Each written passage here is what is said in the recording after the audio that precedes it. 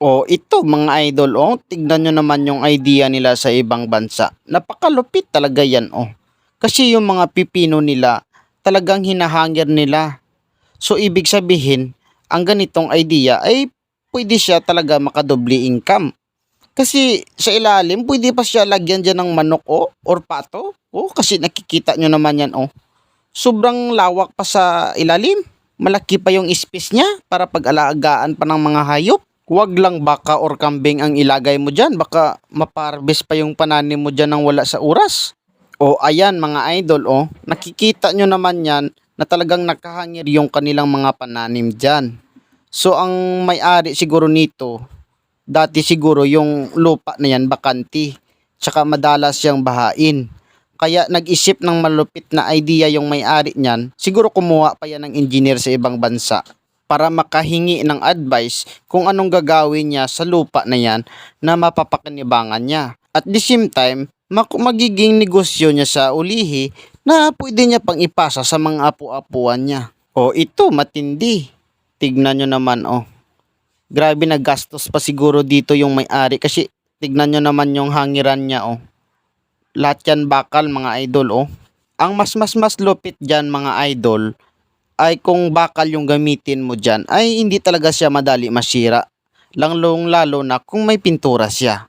Kasi pwede mo pa yan ipasa sa mga apo mo na pwede pa nilang gamitin yan, At mas magiging maganda pa yung bakuran mo pag yumabong na yung mga dahon ng pananim mo mga idol.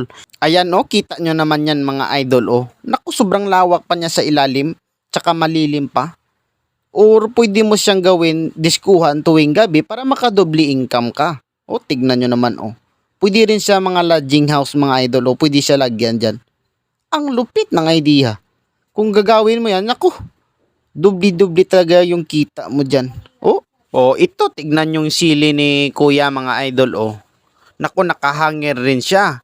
Pero kaiba naman yung nilalagyan niya. Ano siguro yan, PVC, Ang lupit, ang dami ng bunga. Nakikita nyo yon mga host na maliliit mga idol, So ipapakita ko mamaya sa inyo kung anong purpose niyan. Tignan nyo naman, ayan na ang purpose niya mga idol, Ginagawa siyang pandilig ng halaman.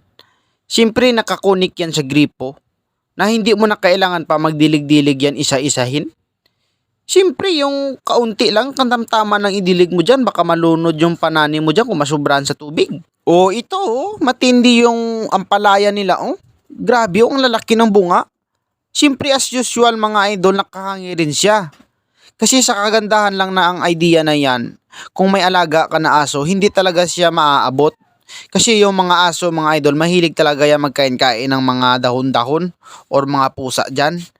Kaya yung mga pananim dyan, healthy siya kasi hindi talaga siya na-disturbo ng mga hayop dyan or mga sapat, hindi siya madapuan ng mga insekto sa ilalim or mauod.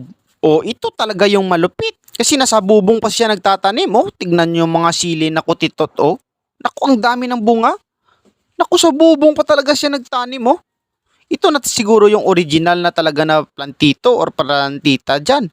Kasi naghahanap talaga siya ng idea kung paano siya makapagtanim. Siguro addict na ito sa pagtatanim, Naku, pati sa bubong pa, Ang lupit ng idea nila sa ibang bansa.